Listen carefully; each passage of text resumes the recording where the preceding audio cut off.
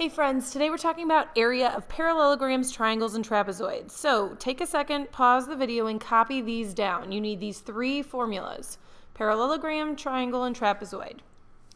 Okay, so how do we get the formula for a parallelogram? Well, if we take the area of a rectangle, area equaled the length times the width, if we look at this, a parallelogram, and if we cut off the triangle here and replace it over here in this little indentation, it forms a rectangle. So technically we do have the length and the width, we just call it the base and the height. Okay, so we take the base of the shape times the height of the shape and we get the same formula. What about the triangle? Okay, if you look at it again, rectangle, and you cut it in half diagonally, you form 2 triangles. So when we do this, we take half of the base and half of the height, and that will give us a triangle's formula. What about a trapezoid? This one's a little bit more complex, but because you're taking the base times the height for any shape, this one's a little more interesting. Instead, we take and we label the trapezoid like this: base 1, base 2, and we add them together, and then we multiply it by the height. But why do we cut it in half? Well, because really what we're doing is we're taking and we're moving these two together. We're going to take this one and we're going to create basically essentially 2 of the same trapezoids, right? And then we're going to flip it over and pull them together. And then we have a parallelogram. But we have 2 trapezoids that are making up a parallelogram. We don't need 2, we only need 1. So that's why we cut it in half. So the formula comes from taking 2 trapezoids, flipping one over, merging them together, and creating this parallelogram, and then making sure that we don't want 2, we only want 1, so cut it in half. So that's why this is the first base and this is the second base. They're 2 different lengths, so we add both the bases together, take it times the height, and then cut it in half. So if you are given a shape like this, we know this is a parallelogram, and a parallelogram's area is the base times the height. And this base is the same as this base. So we plug in 10, we plug in 5, and we multiply. So the area is 50, and we need to make sure that we do feet, because this isn't just 10, it's 10 feet, and this isn't just 5, it's 5 feet. And remember, if you take a foot times a foot, you get a foot squared. So we have to have a square foot. All right, what about this one? Okay, they give us the slanted height, and then they give us the actual height. What do I want? I want the actual height, not the slanted height. So they're giving you more information you need. So for this parallelogram, you again need the base times the actual height, not this slanted edge. All right, and you take 11 times 7, and you get A.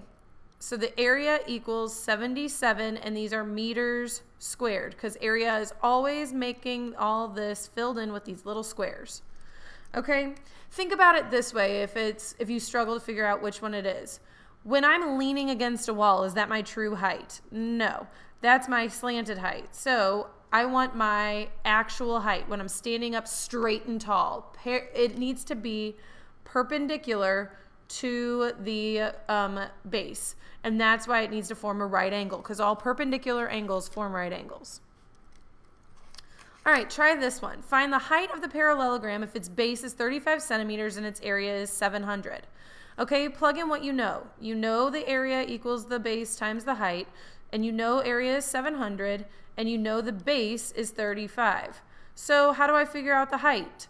Who's bothering h? The 35. So instead of multiplying, we have to get rid of the 35 through division.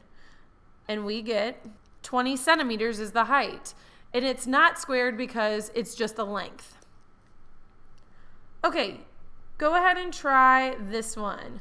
What is the height of the parallelogram in this one?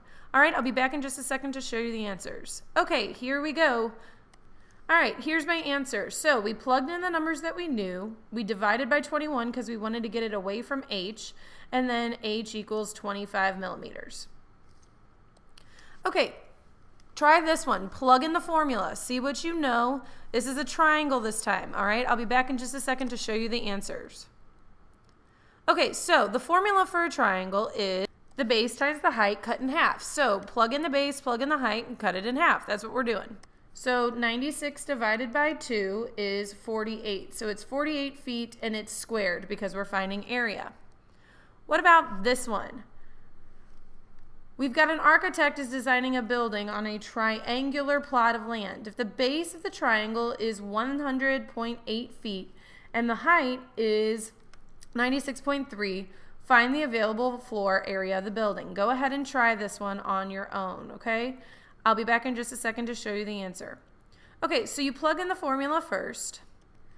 So when we do that, we get our multiplication is 100.8 times 96 and 3/10.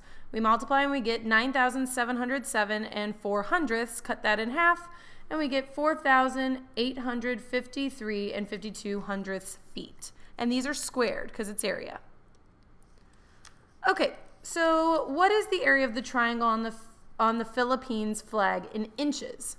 Okay, we see that they give us the height of the triangle is 30, and they give us the length of this rectangle, and they give us the height of the rectangle.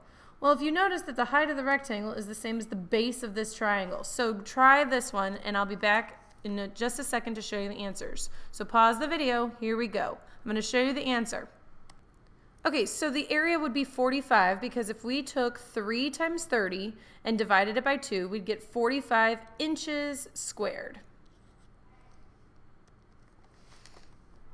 Ainsley is going to help his father shingle the roof of their house. What is the area of the triangular portion of the end of the roof? Go ahead and try this one. I'll be back in just a second to show you the answer. Okay, so here's the answer. You take the base times the height, cut it in half. So you know 7 and you know 4, and then you multiply them, you get 28. Divide that by 2 and you get 14 yards squared. Okay, so what happens if you know the area? Same thing as what we did with the parallelogram. You plug in the area first. You know 12 times h divided by 2 is your formula because you've got your base times your height and cut it in half. So let's cut this in half first. What's 12 divided by 2? It's 6, and we get 6 times h equals 72. So now all we have to do is figure out what's bothering h, the 6's, and we cut it into 6 pieces, cut the 72 into 6 pieces, and when you do that, you get 12. So the height of this one would be 12 yards. Okay, you try this one. You know the area and you know the height. What's the base? First, plug in the formula and all the numbers that you know, then solve. Okay, so here's the answer. Let's go through it. Okay, so if you look at this one, you plugged in all your numbers into this formula. 8 divided by 4 is 4, and b times 4 is 4b. So we have 4b equaling 40, divide by 4, and b equals 10 meters. So your base is 10 meters of the triangle. You could flip this triangle on its head even, and it'll still be the same old thing.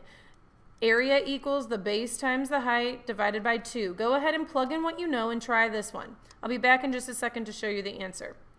Okay, so if you know this is 21 and you don't know the base, but you know the height is 6, you're going to cut that in half so you really get 3. And 3 times b is 3b, and we know if we divide by 3, 21 divided by 3 gives us 7. So this would be 7 inches, and it's not squared or anything because it's not area, it's just a length. Okay, think back to the trapezoid. It's still 1/2 the base times the height, but we have to add both bases together. So when we do this one, we're going to take 1/2 the base 1 plus the base 2, add them together, and then multiply it by the height. So what's my first base? 25. My second base is 22.5, and my height is 19 4/5. And when we multiply by half, it's the same thing as cutting it in half, right? Dividing by 2. So I'm going to first add these together, and I get 47, excuse me, 47.5 times 19 4/5 divided by 2. So we get 940.5. That would be like having this extended out and having another trapezoid on it, okay, to make it into a parallelogram. So when we cut it in half, because we don't want this extra trapezoid, we get 470 25 hundredths, and these are feet squared because we're looking for area. Okay, you try this one. Write down the formula, which you know is 1/2 the bases, which you have to add together, times the height. Okay, go for it, and I'll be back in just a second to show you the answer. This is how you would plug in the numbers. Now let's look at what happens when you actually go through the operations. You can use the commutative property and add in any direction. So I added them together and I got 28. You can use the commutative property and multiply in any direction. So I'm going to actually cut this one in half first and then multiply. That would be the same thing as if I multiplied these and cut it in half. You can even try it in your calculator to check me. So when I get this, I take 14 times 13.4 and I get 187.6. If you did this step first, you would get 375.2, cut it in half, and you still get the same answer. Let's try one more trapezoid, okay? So write down the formula and try it yourself, and I'm going to show you the answer right about now. I think this step is easiest, so add them together first, and then multiply these two together and you get 4, then multiply and you get 90.4 feet, and it's of course squared because it's area. What if we want to find a missing piece and we know the area? Well then, we plug in the 108 for the area, we plug in 1/2, we multiply that by our height, we multiply that by our base 1 plus our base 2, which we know is 15 and 12. Okay, add them together and we get 27. So really, we have 27 times the height times 1/2 equals 108. Oh, there we go. Now, what's half of 27? Well, we get 13 1/2, and we have to divide both sides by that so we can get h. And when we do so, we get 8 feet. Okay, you try this one for me. See if you can do it. I'll be back in just a second to show you the answer. Okay, so we take our bases, 3 and 6, add them together, we get 9. Cut that in half and you get 4.5 times h, so divide by 4.5 on both sides, and we get 3 inches. Okay, and that's all I've got for you. See you next time.